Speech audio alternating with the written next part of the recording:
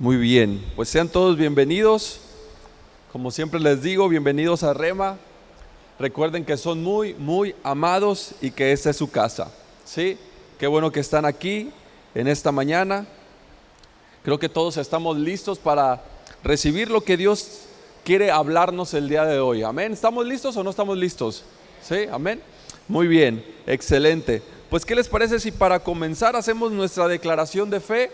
Como ya es una tradición hacer nuestra declaración de fe con convicción, ¿sí? Creyendo que lo que decimos, que lo que confesamos es una realidad en nuestras vidas, amén. Así que ahí donde están, decimos juntos: esta es mi Biblia, la palabra de Dios. Yo soy lo que mi Biblia dice que soy.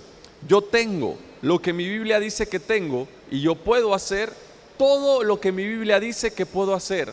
Hoy la leeré, la escucharé, la obedeceré, y la semilla incorruptible de la palabra de Dios penetrará en mi corazón, que producirá fruto que transformará mi vida, mi espíritu, mi alma, mi cuerpo, mis finanzas, mi familia, mi iglesia y mi ciudad para siempre. Nunca más seré el mismo, nunca, nunca, nunca. Y todos decimos amén y amén.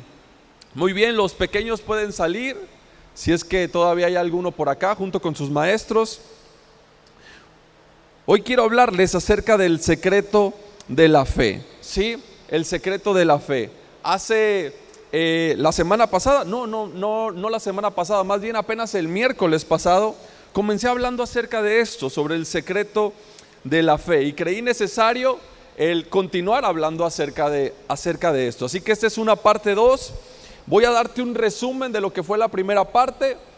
Así que si tú no lo escuchaste, puedes ir a YouTube, al canal de YouTube, y ahí puedes escuchar la parte 1. Pero hoy voy a darte un resumen para entrar mejor en contexto y que podamos entender un poco mejor lo que quiero transmitir el día de hoy, ¿sí? Así que ese es el secreto de la fe. Les mencionaba el miércoles pasado que muchas veces nos hemos preguntado si necesitamos más fe, ¿sí? O no más bien preguntado, sino que hemos afirmado muchas veces que necesitamos fe, ¿sí? Las personas en ocasiones se sienten condenadas, ¿sí? Se sienten descalificadas por no tener lo suficiente fe. Si tú eres como yo, en alguna ocasión habrás dicho: si tuviera fe, entonces quizás las cosas mejorarían. Si tuviera más fe, entonces mi vida sería diferente. Si tuviera más fe, entonces podría sanar. Si tuviera más fe, entonces mi familia se podría restaurar. Si tuviera más fe, mi matrimonio iría mejor. Si tuviera más fe, mis hijos estarían mejor, ¿sí? Y muchas veces hemos escuchado palabras o frases. Yo recuerdo haber escuchado muchas veces esta frase que dice así: no hay nada malo con Dios, no hay nada malo con su palabra. Así que si las cosas no están sucediendo contigo, algo anda mal contigo, ¿sí? Si las cosas no están sucediendo en tu vida, entonces es porque algo anda mal contigo. ¿Por qué? Porque no hay nada malo en su palabra, no hay nada malo con Dios, por lo tanto el que está mal eres tú, ¿sí? Es que no recibes, es que no tienes, porque te hace falta fe, ¿sí? Te hace falta fe. Y aunque esa frase tiene un poco de verdad, yo me di cuenta que esa frase o esas palabras descalifican a las personas, ¿sí? El pensar o el creer que necesito más fe, que me hace falta más fe, que por eso no estoy viviendo la vida que Dios quiere para mí, te descalifica, ¿sí? Te descalifica de las bendiciones de Dios, te descalifica de las promesas de Dios. Pero realmente lo que dice la Biblia es que es cierto, no hay nada malo con Dios, no hay nada malo con su palabra, y por su gracia no hay nada malo contigo, ¿sí? Su sangre, la sangre de Jesús, te ha calificado completamente, ¿sí? La sangre de Jesús te ha cubierto completamente, te ha hecho completamente apto, calificado para recibir todo lo que viene de Él, ¿sí?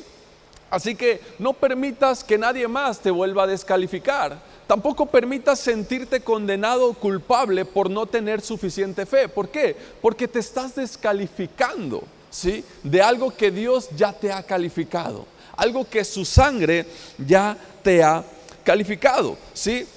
La fe viene como resultado de dejar de señalar lo que está mal en ti, incluyendo el creer que no tienes suficiente fe, y comenzar a señalar lo que está bien en ti gracias a la sangre de Jesús, gracias al sacrificio de Jesús, gracias a su bondad o a su gracia, gracias a lo que Él ha hecho. Dejar de señalar lo que está mal en ti y comenzar a ver lo que está bien en ti por gracia, ¿sí?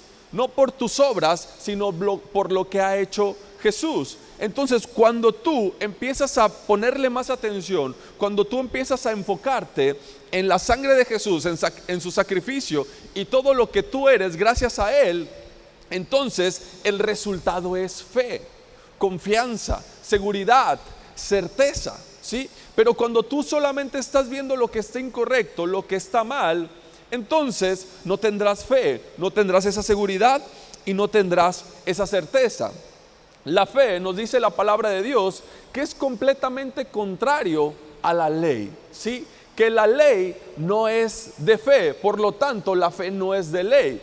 ¿Qué significa eso?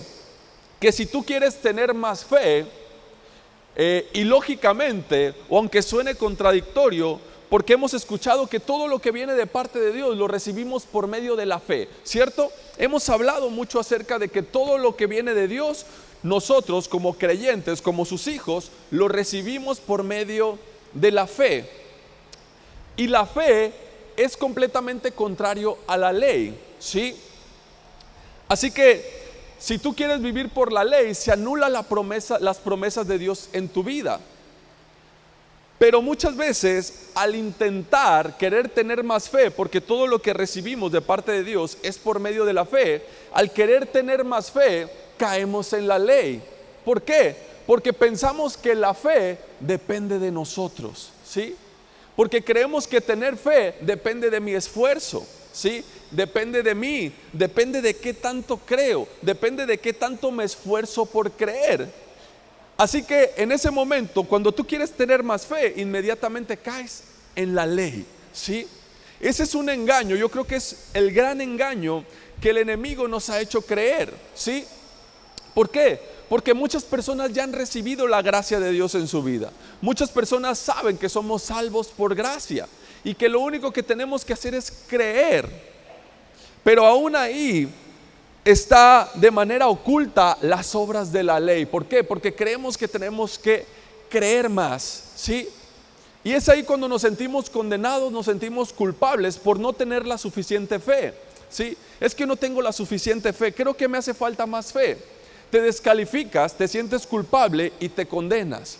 ¿Qué significa eso? Que has caído en la ley, ¿sí? Que estás bajo la ley. En lugar de vivir en fe, por medio de la fe, estás bajo la ley.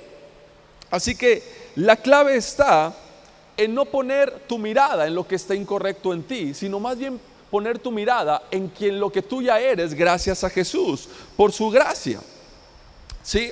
Así que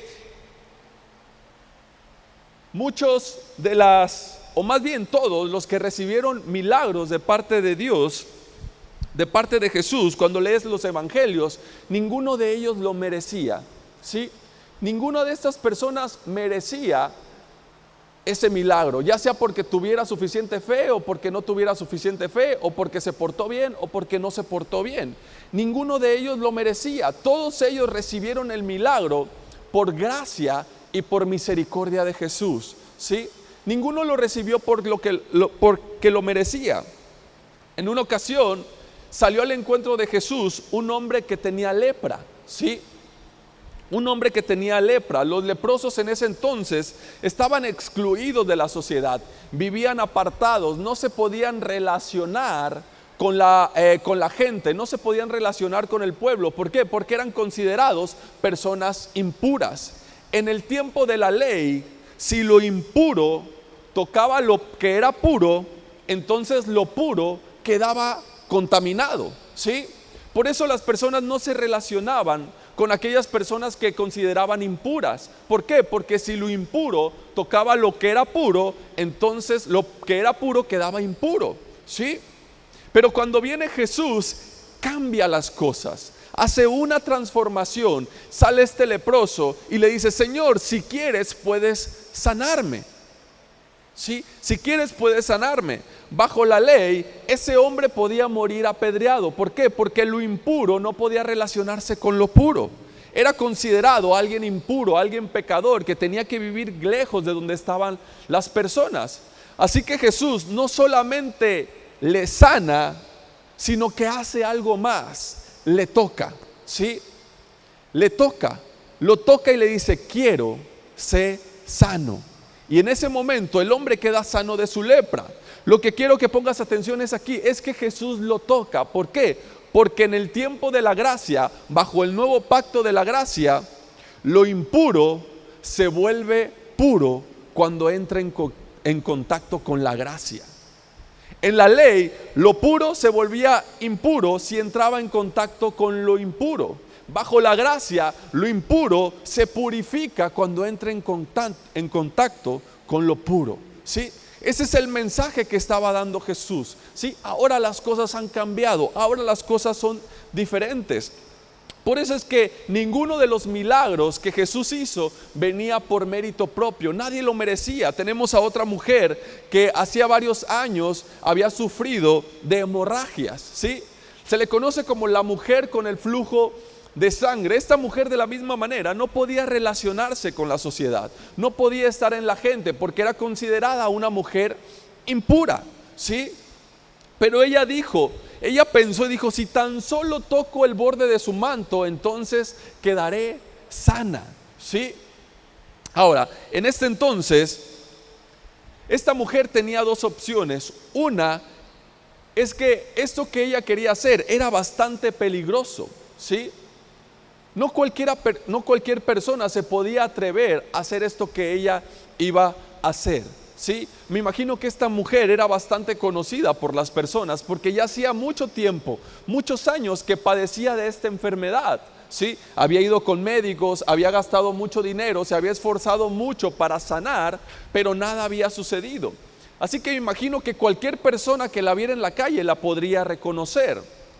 Pero esa mujer no se fijó en lo que estaba mal, no se fijó en lo que podía sucederle, no se fijó que podía morir apedreada, sino que más bien se fijó en la bondad de Dios, en la gracia de Dios. Sabía que Jesús era un Dios misericordioso, un Dios lleno de gracia. Sabía que bajo la ley no se podía acercar a Jesús, ni siquiera imaginar tocarlo, pero bajo la gracia, porque ella tenía una perspectiva de gracia, él veía a Jesús como un Jesús misericordioso, bondadoso.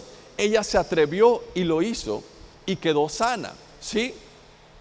Así que la fe viene como resultado de ver la bondad de Dios, de ver la misericordia de Dios, ¿sí? La fe es un resultado de la gracia de Dios, ¿sí? La fe viene como un resultado de tú estar constantemente meditando, pensando en la bondad de Dios, en su misericordia, en su amor, en quién eres gracias a Él. No viene como un resultado de tu esfuerzo, ¿sí? No viene como un resultado de pasar noches enteras orando. No viene como un resultado de ayunar 3 o 4 veces por semana, que es algo que está bien, ¿sí? Es algo que está bien, es algo que es necesario hacer, es algo que deberíamos de hacer como creyentes, ¿sí? Pero ahí no está el secreto para recibir tu milagro, ¿sí? No es que si ayunas entonces vas a recibir la bendición de Dios. No es que si oras lo suficiente entonces vas a quedar sano. ¿Por qué? Porque ese no es el secreto, ¿sí? Nadie recibe un milagro de parte de Dios por merecimiento, sino es por creer en su gracia. Y la fe viene cuando tú te enfocas en su bondad, cuando tú te enfocas en su gracia. ¿Y qué sucede aquí? Cuando tú miras la bondad de Jesús, cuando tú miras su gracia, entonces Él ve tu fe, ¿sí? Es como algo recíproco. Mientras tú ves su bondad, mientras tú ves su gracia, entonces Él ve tu fe. Y ahí, cuando se conectan estas dos, es cuando suceden las obras de Dios en tu vida, ¿sí? Así que ese es el secreto para tener una gran fe. Ese es el secreto para tener una gran fe. Primero, que no te condenes por no tener la suficiente fe, que no te descalifiques de la bondad y de la gracia de Dios. Después, que pongas toda tu atención en Él, ¿sí? Que tus ojos estén puestos en Él, en su bondad, en su gracia, en su sacrificio, en lo que Él ha hecho por ti. ¿Para qué? Para poder ver las obras de Dios en tu vida. La Biblia, los evangelios nos muestran que solamente en 2 ocasiones Jesús se sorprende de la fe de las personas, ¿sí? En 2 ocasiones vemos a un Jesús que se asombra de la fe de las personas. En una ocasión fue con el centurión romano. Este centurión romano, tú conoces la historia muy bien, viene hasta Jesús porque su amigo, uno de sus siervos, estaba muy enfermo y estaba a punto de morir. Así que viene hasta su encuentro de Jesús y le dice: Señor, mi amigo, mi siervo está muy enfermo, ¿sí? Por favor, ayúdame. Jesús le dice: claro que sí, vamos para verlo y para poder hacer algo por él. Estoy parafraseando. Pero este centurión le dice: no, Señor, tan solo di la palabra, no tienes que ir hasta donde está él, tan solo di la palabra y mi siervo quedará sano. Y Jesús se asombra y dice: wow, de verdad que no he conocido una fe tan grande en todo Israel, ¿sí? Y yo creo que esto le escaló a los judíos, ¿sí? ¿Por qué? Porque Jesús los estaba comparando con un gentil, ¿sí?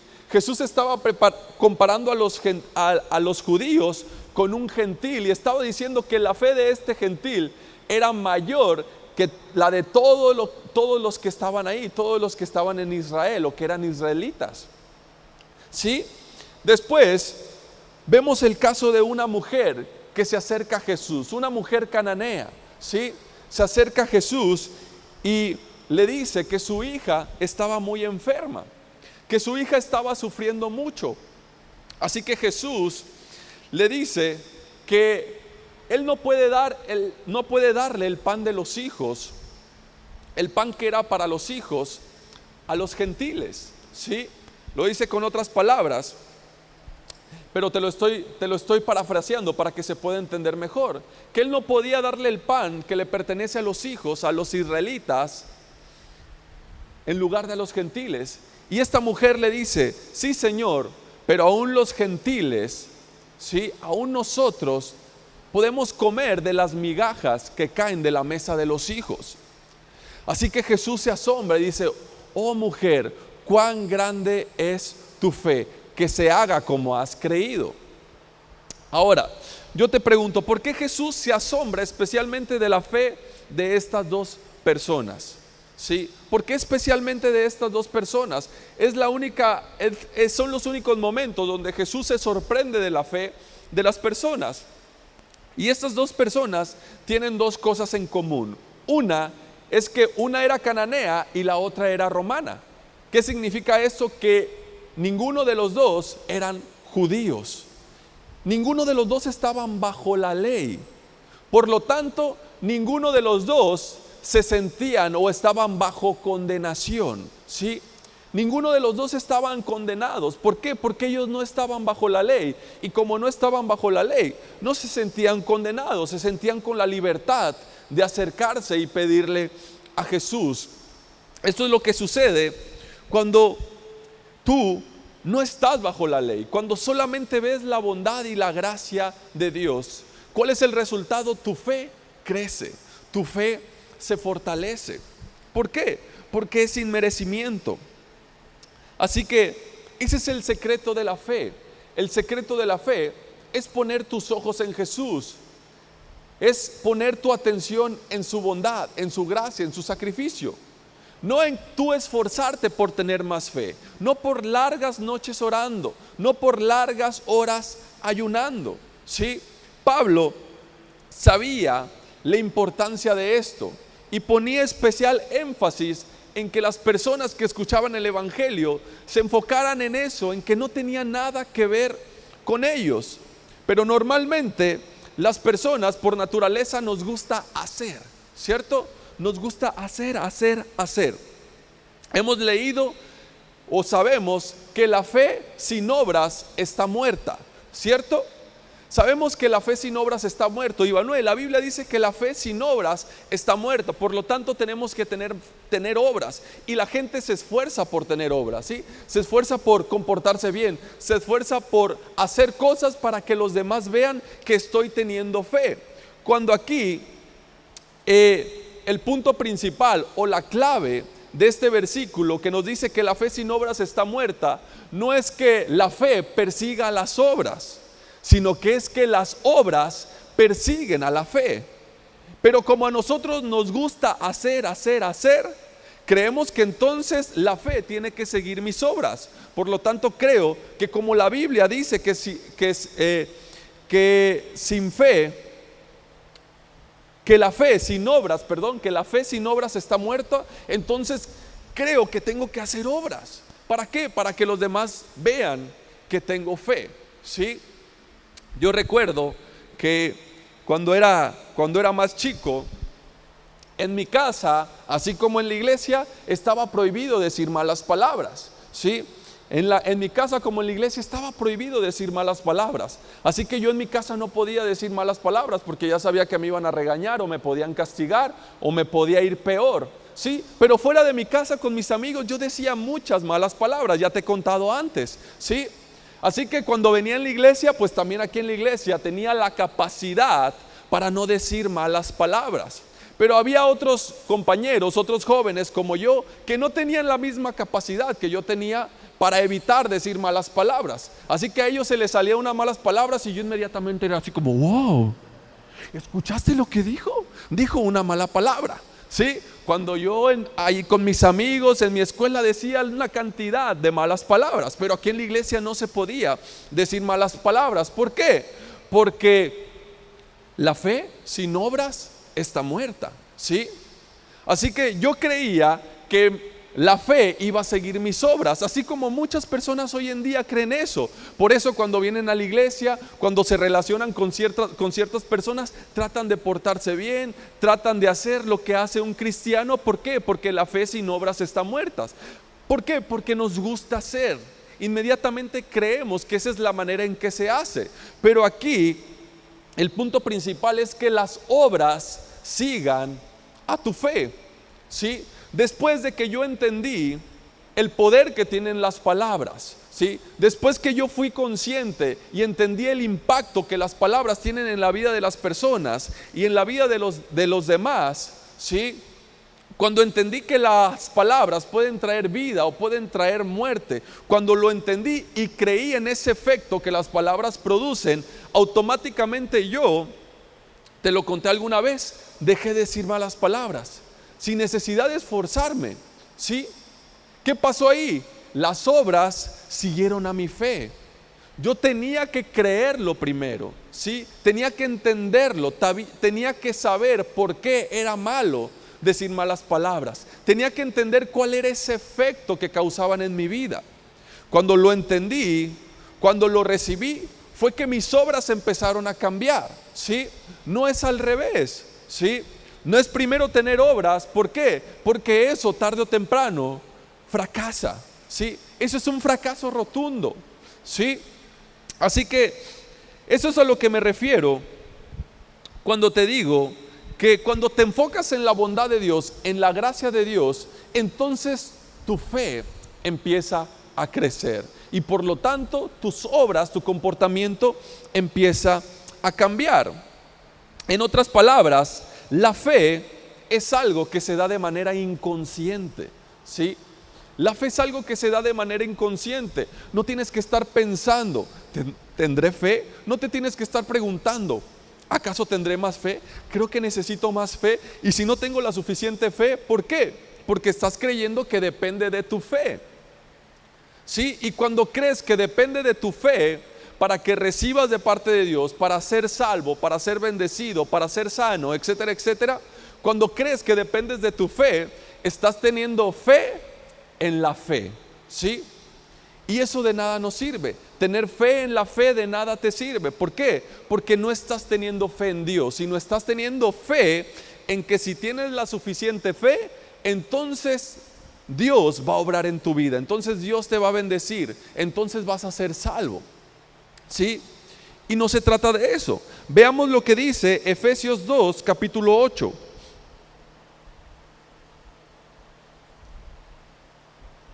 Efesios 2, capítulo 8, lo voy a leer en la Nueva Versión Internacional. Dice así: porque por gracia ustedes han sido salvos, ¿sí? Es por gracia han sido salvos mediante la fe, ¿sí? Esto no procede de ustedes, sino que es un regalo de Dios, ¿sí? Este versículo estoy seguro que ya lo has escuchado antes, porque a mí me gusta mucho utilizarlo, porque creo que es algo que explica muy bien lo que te quiero decir, ¿sí? Por gracia somos salvos mediante la fe. No somos salvos por fe mediante la gracia, ¿sí? Cuando tú crees que eres salvo por tu fe, ¿sí? Estás teniendo fe en tu fe y de eso de nada te aprovecha, ¿sí? ¿Por qué? Porque la Escritura dice que somos salvos por gracia mediante la fe. Eres sano por gracia mediante la fe, ¿sí? Eres justo por gracia mediante la fe. Eres provisto por gracia mediante la fe. Todo lo que recibimos de Dios lo recibimos por fe en su gracia, ¿sí? Cuanto más gracia tú recibes de parte de Dios, cuanto más gracia recibes de parte de Dios, cuanto más eres consciente de la gracia y de la bondad de Dios, entonces más fe surge en tu vida, ¿sí? Entonces más fe se produce en tu vida, entonces tu fe se fortalece. Dice en Gálatas capítulo 5, versículo 6, si lo podemos ver ahí en pantallas, Gálatas capítulo 5, verso 6, lo voy a leer igual en la Nueva Versión Internacional. Dice que en Cristo Jesús de nada nos sirve estar o no estar circuncidados, ¿sí? Lo que vale es la fe que actúa mediante el amor, ¿sí? La fe que obra mediante el amor, la fe que actúa mediante el amor. Nuevamente, como nosotros estamos acostumbrados al hacer, cuando leemos este tipo de versículos, ¿sí? Creemos que entonces se trata de nuestro amor, ¿sí? Es que la fe actúa mediante el amor. Y como la fe actúa mediante el amor, yo tengo que amar a los demás, ¿sí? Yo tengo que amar a las personas. Creemos que se trata de nosotros, de nuestro amor. Pero este versículo no se refiere a nuestro amor, sino se refiere al amor de Dios. Nuestra fe va a obrar cuanto seamos más conscientes del amor de Dios por cada uno de nosotros. En cuanto más consciente eres de su amor, ¿sí? Entonces más fe obra en tu vida, más fe se manifiesta en tu vida, pero no se trata de tu amor, sino se trata del amor de Dios. Por eso Juan, el apóstol Juan decía, nosotros amamos a Dios porque Él nos amó primero, ¿sí? Nosotros amamos a Dios porque Él nos amó primero. Jesús le preguntó a Pedro, Pedro, ¿me amas? Sí, Señor, te amo, sabes que te amo. Nuevamente, Pedro, ¿me amas? Sí, Señor, sabes que te amo. Pedro, ¿me amas? Y al final, Pedro tuvo que reconocer que no le amaba con ese amor con el cual decía. ¿Por qué? Porque Jesús se refería a un amor incondicional, a un amor ágape, ¿sí? Pedro le decía, sí, Señor, yo te amo. Sí, Señor, yo te amo. Después reconoce que realmente no puede amar a Jesús con un amor ágape, con un amor incondicional. Y termina reconociendo, sí, Señor, te amo, pero con un amor fileo, ¿sí? Con un amor que no es perfecto, ¿sí? Con un amor que puede fallar. Y aún así, Jesús le dice, apacienta mis ovejas. No por eso mi propósito va a cambiar a tu vida. Yo sé que tú no me amas de una manera incondicional. Yo sé que tu amor no es perfecto por mí, lo entiendo, ¿sí? No se trata de tu amor por mí. Pedro, tienes que entender que se trata de mi amor por ti. Y cuando tú recibes ese amor que viene de mí, entonces tú puedes amar, ¿sí? Entonces tú puedes amar a los demás. Todo se trata de mí. Es lo que Jesús le estaba diciendo. Por eso, finalmente, como te decía, el apóstol Juan termina diciendo, nosotros amamos a Dios porque Él nos amó primero a nosotros, ¿sí? Así que es importante entender esto, porque hoy en día hay muchas personas que se sienten condenadas, que se sienten descalificadas por no tener la suficiente fe, ¿sí? Y se preguntan, ¿tendré fe o no tendré fe? ¿Sí? Se sienten descalificadas porque creen que no tienen la suficiente fe. Pero como te decía en un principio, por la gracia de Dios, por su sangre, eres completamente calificado, ¿sí? El punto, el secreto de la fe está en enfocarte en su bondad, en su amor, en su gracia. Amén. Así que, mis hermanos, la fe no es hacer suceder algo que no esté ya ahí, ¿sí? La fe no es hacer suceder algo que ya esté ahí. ¿Por qué? Porque muchas veces queremos tener fe, ¿para qué? Para que Dios haga. Queremos tener fe para que Dios me ayude. Quiero tener fe para que Dios me bendiga. Quiero tener fe para que Dios me sane. Pero la fe no es para eso. La fe no es para hacer suceder algo, ¿sí?, que aún no haya ocurrido, que aún no haya pasado, sino que la fe es simplemente para traer del ámbito espiritual algo que ya ha sucedido, ¿sí? Algo que ya ha pasado, algo que ya está en ti, ¿sí?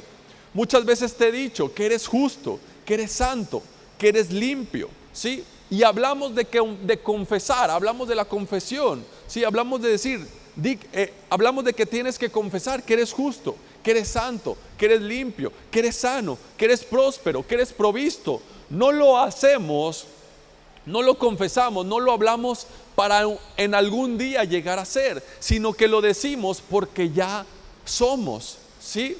No hablamos no porque no esté ahí, sino lo hablamos porque ya está ahí, ¿sí?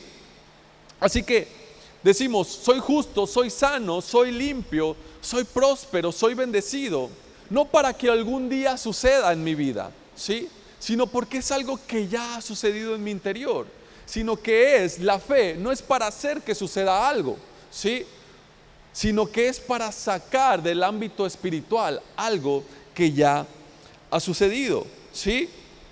Así que, confieses o no, confiesas no para llegar a ser, confiesas lo que ya eres.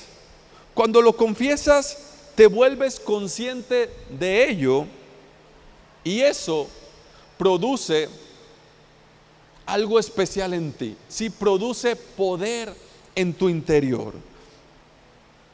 sí, y aún ya sea que lo confieses o no lo confieses, sí, eso sigue estando ahí, no significa que desaparece, sí, no lo confiesas para llegar a ser, no dices soy sano para llegar a ser sano, dices soy sano porque en tu interior, en tu espíritu ya eres sano, ¿sí? Dios te ha dicho que eres completamente sano, que Él llevó todas tus enfermedades, sufrió todos tus dolores, así que eres sano. No lo confiesas para llegar a ser sano, lo confiesas porque ya eres sano. ¿Se entiende? ¿Sí?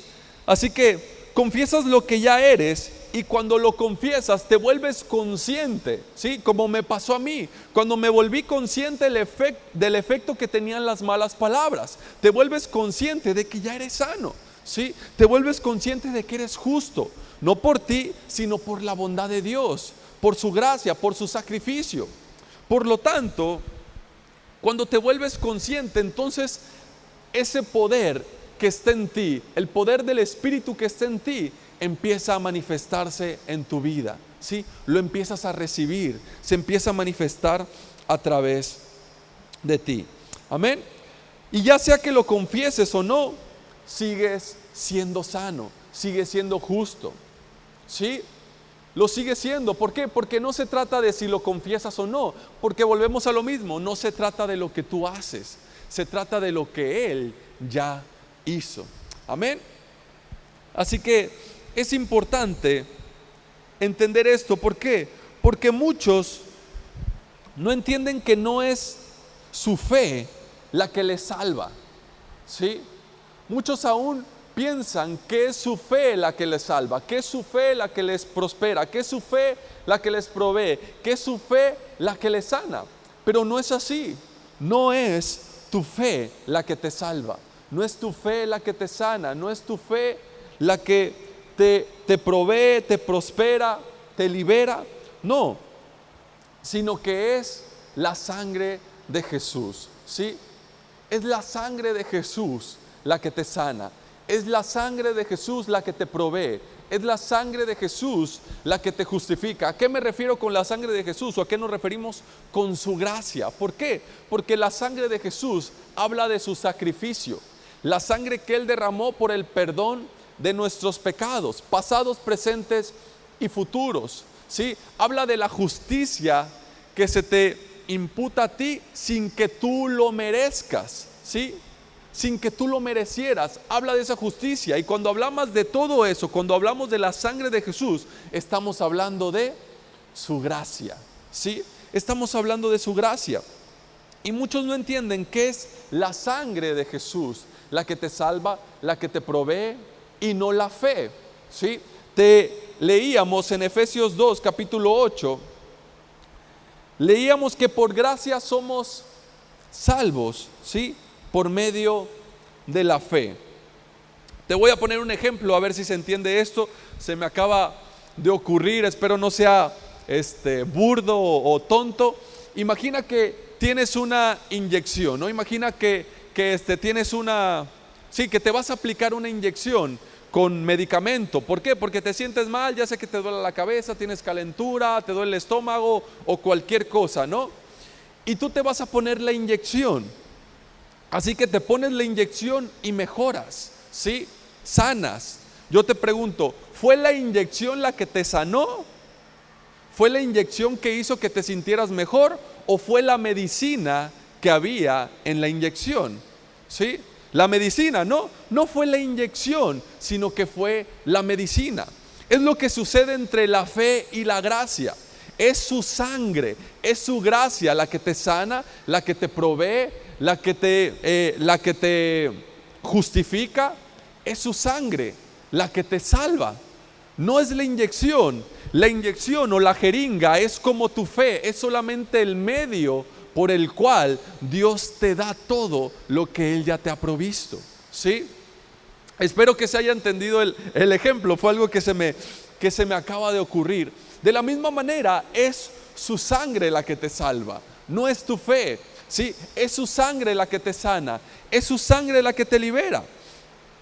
Es tener fe en la sangre de Jesús. Cuanto eres más consciente de su sangre, de su obra, ¿sí? Cuanto eres más consciente de lo que Él ha hecho por ti, de lo que Él ha ganado por ti, de su bondad, de su misericordia, entonces tu fe puede abrirse más a recibir más y más de Dios. En cuanto más recibes de Dios, en cuanto más gracia recibes de parte de Él, entonces más fe tienes. Es como si la fe fuera un caminito por medio de la cual pasa su gracia. ¿Sí? Es como si fuera un caminito por donde pasa su gracia. ¿Sí? Así que cuando tú eres más consciente de su bondad, de su misericordia, de su amor, es como si ese caminito se va haciendo más grande, más grande, más grande. Por lo tanto puede fluir más y más y más. ¿Por qué? Porque se va haciendo más y más grande. Amén. Así que cuando crees que es la sangre la que te salva, Él ve eso como fe en su sangre. ¿Sí? Cuando crees que es su sangre la que te libera, Él ve eso como fe en su sangre. Cuando crees que es su sangre la que te ha justificado, la que te ha provisto, la que te ha sanado, Él ve eso como fe en su sangre. ¿Sí? Sin embargo, no es tu fe, ¿sí? No es tu fe en la sangre de Jesús la que te salva, la que te libera, o la que te justifica, o la que te protege, ¿sí? Sino que es única y exclusivamente la sangre de Jesús la que te salva, la que te libera y la que te protege, ¿sí? Me gustaría ponerte un ejemplo para entender un poco mejor esto que te estoy diciendo, porque creo que a lo mejor todavía está un poco confuso. ¿Tú recuerdas la noche de Pascua? En la noche de Pascua, Dios se disponía a liberar al pueblo de Israel por medio de Moisés, ¿sí? ¿Tú recuerdas bien esto? Y Dios envía 9 plagas. Dios envía 9 plagas a Egipto, ¿sí? Al final fueron 10, pero te digo 9 porque quiero dejar la última para el final, ¿sí? Envía 9 plagas. ¿Para qué? Para que Faraón pudiera liberar a los israelitas. Pero ¿qué sucedió aquí? Que con estas 9 plagas el corazón de Faraón se endureció. Dice la escritura que el corazón del Faraón se endureció. Así que finalmente Dios tuvo que mandar la última, que era la muerte de los primogénitos, ¿sí? De cada familia, la muerte de todo primogénito. Es decir, que todo hijo que era primogénito moriría esa noche, ¿sí? O en esa ocasión. Así que me gustaría leer algo que manda Dios a los israelitas en Éxodo capítulo 12, por favor. Éxodo capítulo 12, versículo 13. Por favor, les pido que no se me distraigan.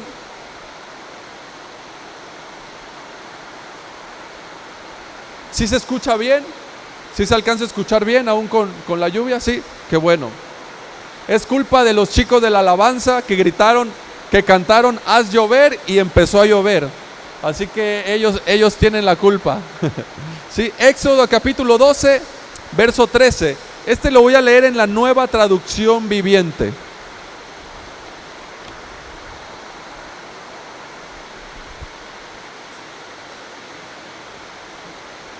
Dice así: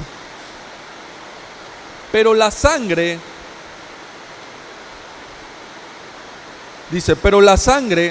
sobre los marcos de las puertas servirán como señal para indicar las casas donde ustedes estén.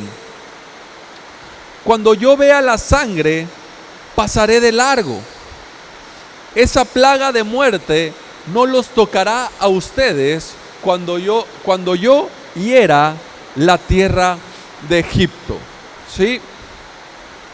Así que Dios iba a enviar una última plaga, que era la plaga de muerte, la muerte de los primogénitos. Pero Dios, para proteger, para salvar y para cuidar a su pueblo, a los israelitas, les mandó a cada uno de ellos que marcaran los lindeles de sus puertas, es decir, los marcos de sus puertas, con la sangre de un cordero que ellos tenían que sacrificar y después tenían que sentarse a la mesa a comer, ¿sí? Así que el ángel de la muerte iba a pasar por las casas de todos y cuando él viera la sangre, entonces pasaría de largo, ¿sí?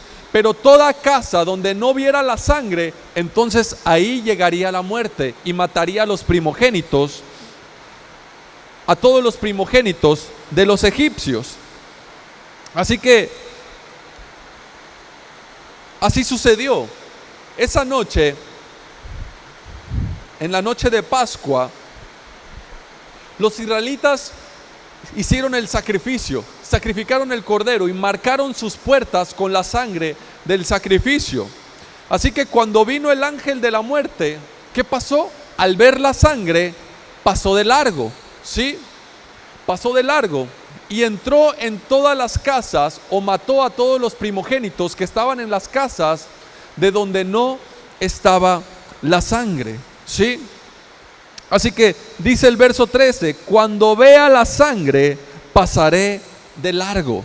Esa plaga de muerte no les tocará a ustedes cuando yo hiera la tierra de Egipto. ¿Sí? ¿Qué te quiero decir con esto? Que de la misma manera, hoy en día, Él mira la sangre de Jesús y la sangre te cubre perfectamente. La sangre de Jesús te califica completamente para recibir sus bendiciones, sus promesas, su protección, tu libertad, tu salvación. ¿Sí? ¿Por qué? Porque Él ve la sangre, Él no ve tu fe. ¿Sí? Él ve la sangre de Jesús, y cuando tú también ves el sacrificio de Jesús, cuando tú ves su gracia, cuando tú ves su amor, su bondad, cuando tú ves su bondad, su gracia, entonces es ahí cuando Él ve tu fe. Y es cuando su obra se puede hacer efectiva en tu vida. ¿Sí? Así que de la misma manera, eso es lo que significa cuando nosotros decimos una frase que es muy conocida, que decimos, me cubro con la sangre de Cristo, o me protejo con la sangre de Cristo. No es que tú te echas sangre y ya andas protegido, no es que simbólicamente te derramas la sangre de Jesús o te pones sangre de Jesús en el cuerpo y ya andas protegido, no, y andas por la calle y crees que andas protegido. No, no se trata de eso, sino que se refiere a ese sacrificio que Jesús ha hecho. ¿Sí? Y esta es una representación cuando la muerte viene, cuando la tentación viene, cuando la condenación viene, cuando la pobreza viene, cuando la enfermedad viene, cuando la escasez viene, tiene que pasar de largo. ¿Por qué? Porque Él ve la sangre, Él ve que tú crees en su sacrificio, Él ve que tú has recibido lo que Él ha hecho por ti, y entre más recibes, más fe se fortalece, más fe, la fe crece en tu interior. ¿Sí? Pero es hasta que ves primeramente su bondad, su gracia, cuando entonces Él puede ver tu fe. Si tú no ves la bondad de Dios, si tú no ves la gracia de Dios, entonces Él no puede ver tu fe. ¿Sí? ¿Por qué? Porque no podemos recibir nada por medio de nuestro propio esfuerzo. Todo lo que recibimos y la única obra que Dios ve es la obra de Jesús. Amén. Así que ahora imagínate a dos familias. Imagínate a dos familias judías, dos familias israelitas que estaban en esta Pascua. ¿Sí? Ya estaban dentro de su casa, ya habían marcado las puertas con la sangre, ya estaban sentados a la mesa. El primogénito le pregunta a su papá, papá, ¿marcaste las puertas de la casa? Y su papá le dice, sí, hijo, ya las hemos marcado. Papá, ¿entonces crees que no moriré? Hijo, la verdad no lo sé. No sé si tengo la suficiente fe para creerlo. Nosotros ya hicimos lo que Moisés nos mandó.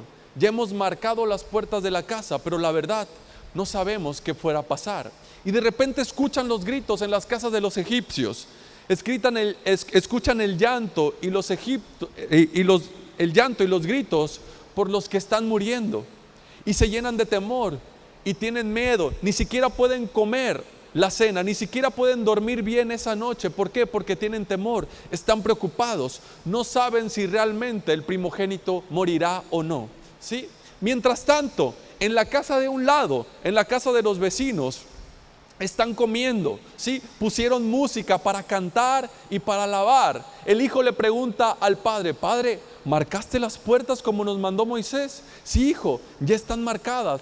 Las marqué bien que se vieran. Ahora ya solamente nos queda dejarle el resto a Dios. Él se encargará de todo. Él nos protegerá, Él nos cuidará. Así nos lo ha dicho. Así que no te preocupas. Bien, siéntate a la mesa, come, disfruta, que nada nos pasará. ¿Sí? Imagínate esas dos familias. Yo te pregunto, ¿cuáles de las dos fueron salvas? ¿Cuáles de las dos fueron salvas? Ambas fueron salvas. ¿Por qué? Porque no se trataba de su fe, ¿sí?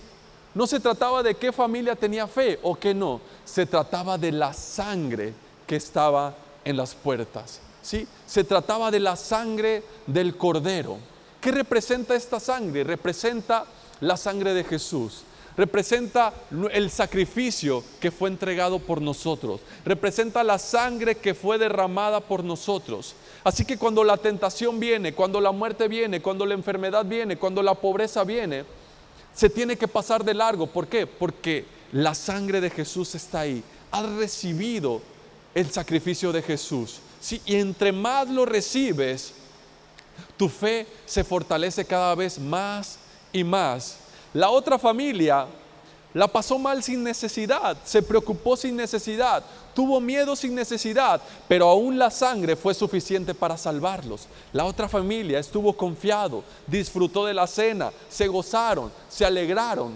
¿Sí? ¿Por qué? Porque ellos confiaron, ellos tenían la certeza en esa sangre. Así que deja de preocuparte, ¿sí? Deja de preguntarte si tienes suficiente fe o no tienes suficiente fe. Simplemente cree en la sangre de Él. Cree en la sangre de Jesús, cree en su sacrificio, ¿sí? Cree que su sacrificio, su sangre es suficiente para salvarte, para liberarte, para protegerte, ¿sí? Así que ten una nueva revelación de Jesús y de su sacrificio en la cruz y verás su gracia por ti. Cuando tienes una nueva revelación de la sangre de Jesús, cuando tienes una nueva revelación de su sacrificio en la cruz por ti, ¿sí? Entonces es cuando puedes ver la gracia de Dios en tu vida. Y cuando ves la gracia de Dios en tu vida, entonces tu fe se fortalece, tu fe crece. Y entre más gracia recibes, entre más bondad de Dios recibes, entre más misericordia recibes, entonces puedes recibir más de Dios. ¿Por qué? Porque tu fe crece, se fortalece y va en aumento. Amén. Para terminar, por favor, acompáñame a Romanos, capítulo 8, verso 32. Los chicos de la alabanza pueden ir subiendo. Romanos 8, verso 32. Lo voy a leer en la Nueva Versión Internacional.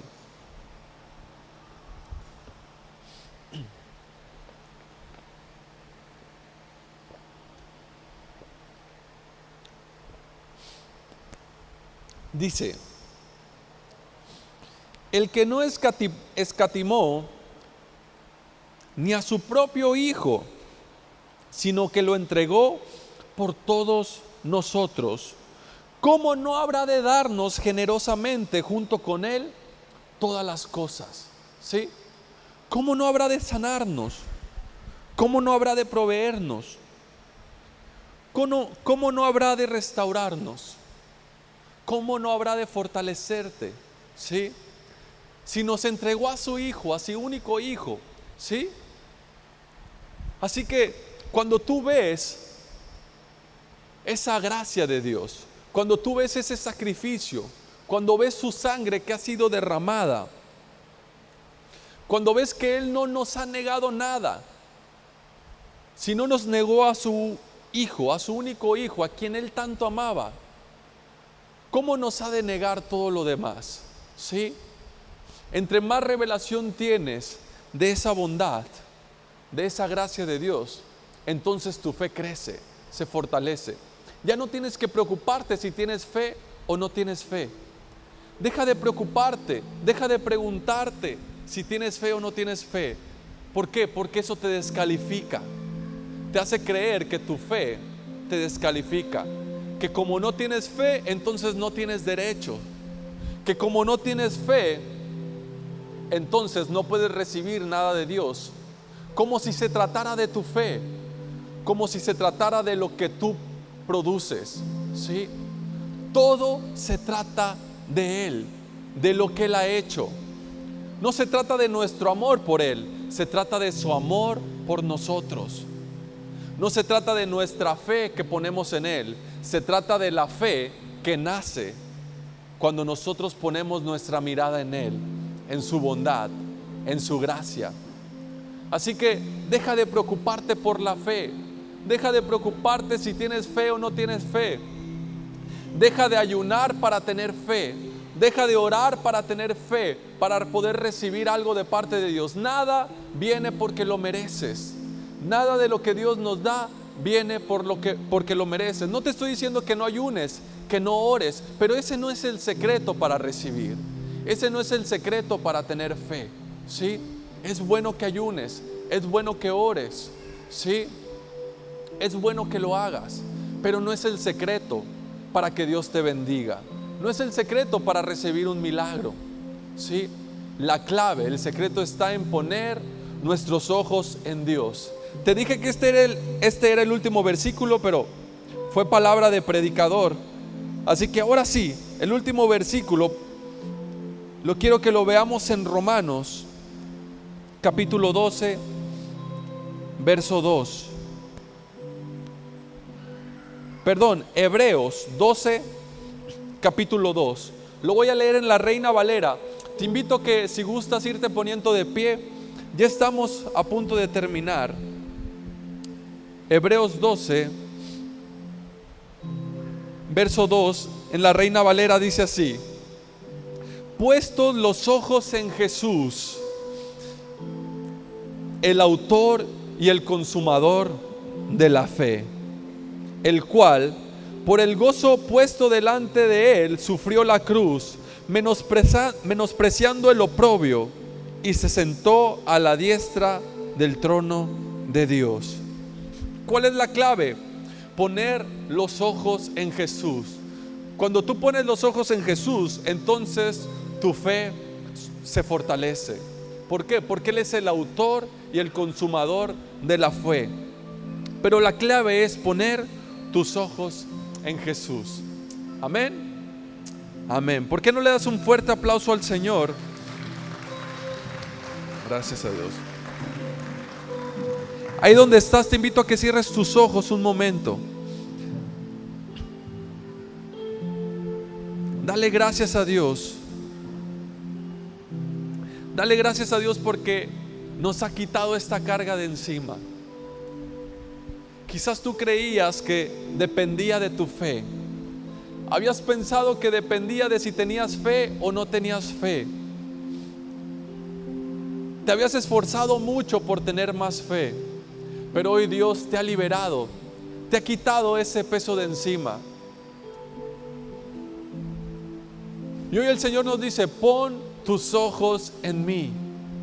Yo soy el autor y el consumador de la fe. Pon tus ojos en mi gracia, en mi bondad, y verás mi obra a través de tu vida. Cuando tú miras mi gracia, cuando tú miras mi bondad, mi misericordia por ti, entonces yo puedo ver tu fe, y tu fe crece, tu fe se fortalece. Padre, te damos gracias en esta mañana. Gracias, Señor, por tu palabra.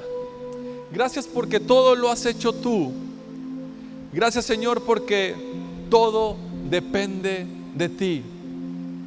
Podemos amar porque tú nos amaste primero.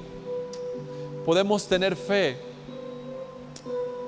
porque tu bondad, tu gracia has derramado en nosotros. Gracias, Padre, porque nada depende de nosotros, nada depende de nuestro esfuerzo ni de nuestro sacrificio, sino solo de ti. Gracias, Padre, porque has cubierto todo. Gracias porque no tenemos que preocuparnos más, no tenemos que afanarnos más por tener más fe, por crecer en fe. Ahora sabemos que el secreto de la fe está en ti, está en tu bondad, está en tu gracia, en recibir más y más de ti. Y en cuanto más recibimos de ti, más nos fortalecemos, más rápido sanamos, más rápido somos provistos, más rápido nos llenamos de paz, de alegría, de fortaleza. Te damos gracias por tu presencia en nuestras vidas. Gracias por tu sangre que nos cubre.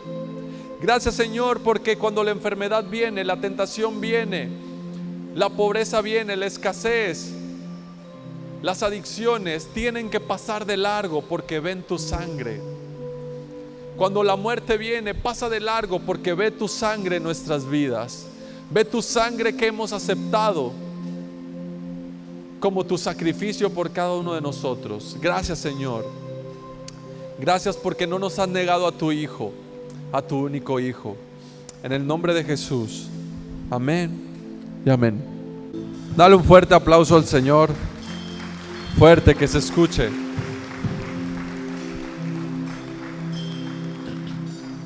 Mis hermanos, recuerden, dejen de descalificarse, ¿sí? Dejen de condenarse por no tener fe. Ya no te preguntes, ¿tendré suficiente fe o no tendré suficiente fe? Como si la fe se tratara de nosotros. Recuerda que Él es el autor y el consumador de nuestra fe. Con Él comienza y con Él termina, ¿sí? Él es el autor. Pon tus ojos en Jesús. Pon tus ojos en su gracia, en su bondad, en lo que Él ha hecho por ti, y entonces la fe nacerá en tu interior. Amén. La fe sigue su gracia.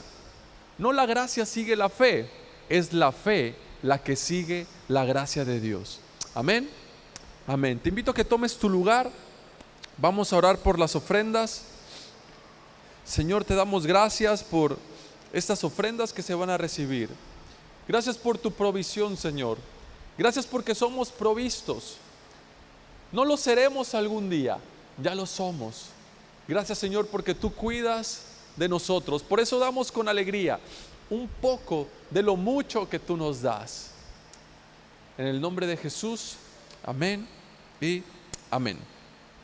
Muy bien, pues mientras pasan por ahí con las ofrendas, con los ofrenderos, te recuerdo que tenemos reuniones los miércoles a las 6 de la tarde, es reunión, hay también un momento de oración, los domingos 10 de la mañana y 6 de la tarde, los días sábados el grupo de alabanza se reúne a las 4:30 de la tarde, tiene su ensayo para quien guste participar, o si alguien gusta, alguien gusta incorporarse, participar en el grupo de alabanza, puede hacerlo. Sábados a las 4 de la tarde, y el grupo de jóvenes sábados a las 6 de la tarde tienen su reunión aquí mismo en la iglesia, ¿sí? Así que te recuerdo también que hay talento, mis hermanos, hay talento para que disfrutemos de unos ricos y deliciosos alimentos, así que estás invitado con toda confianza. Ahorita al terminar, ya sabes que acá del lado de donde está lo que llamamos la cabañita, pues puedes pasar con toda confianza. Amén. Así que pues creo que son todos los anuncios. Te invito a que te pongas de pie para quedar despedidos. Perdón, se me olvidaba un último anuncio. Sí, igual mientras se ponen de pie, ahí les voy diciendo. Tendremos bautizos próximamente. Ya hay algunas personas que tienen el deseo de bautizarse. Así que estamos dando este aviso para si alguien más gusta incorporarse. Todavía la fecha no está programada. Próximamente, más adelante, le estaremos dando la fecha exacta de los bautizos.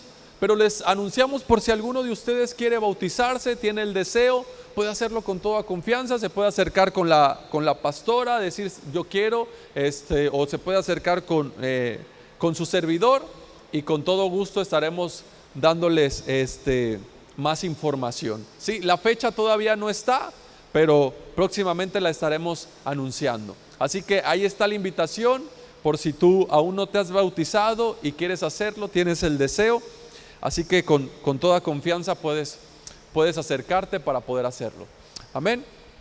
Ahí donde estás, si gustas levantar tus manos, decimos juntos: que la gracia de nuestro Señor Jesucristo, el amor del Padre y la comunión del Espíritu Santo sea sobre cada uno de nosotros. Que todo nuestro ser, espíritu, alma y cuerpo permanezcan irreprensibles hasta la venida de nuestro Señor Jesucristo.